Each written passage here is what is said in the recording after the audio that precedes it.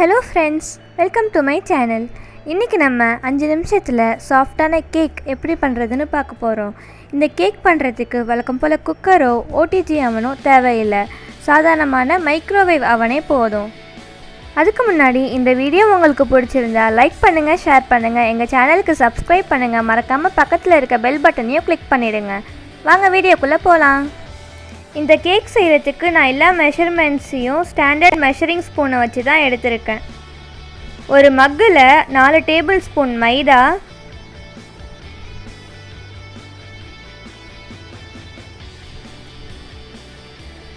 1½ tablespoon சர்க்கரை,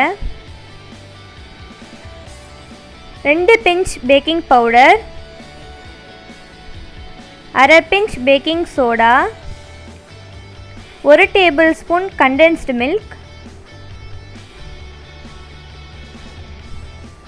1 tablespoon butter, 1 tablespoon பால், 1/2 tablespoon cream, 1 drop vinegar, 1/2 teaspoon பாதாம் essence சேர்த்து நல்லா மிக்ஸ் பண்ணிக்கலாம். நான் இன்றைக்கி பாதாம் மக் கேக் பண்ணுறதுனால பாதாம் எசன்ஸ் சேர்த்துருக்கேன். உங்களுக்கு எந்த ஃப்ளேவர் வேணுமோ நீங்கள் சேர்த்துக்கலாம்.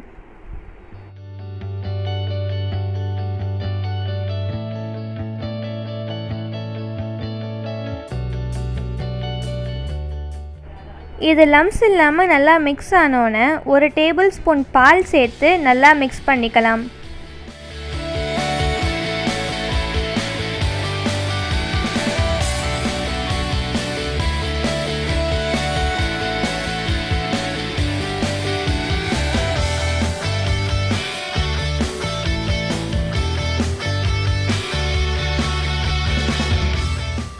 நம்மளோட கேக் மிக்ஸ்சர் ரெடி.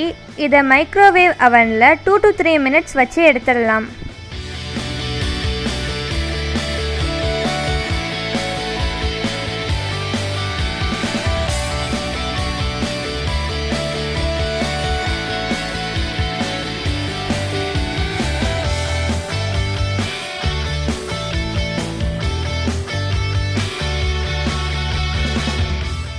நம்மளோட பாதாம் மக் கேக் ரெடி.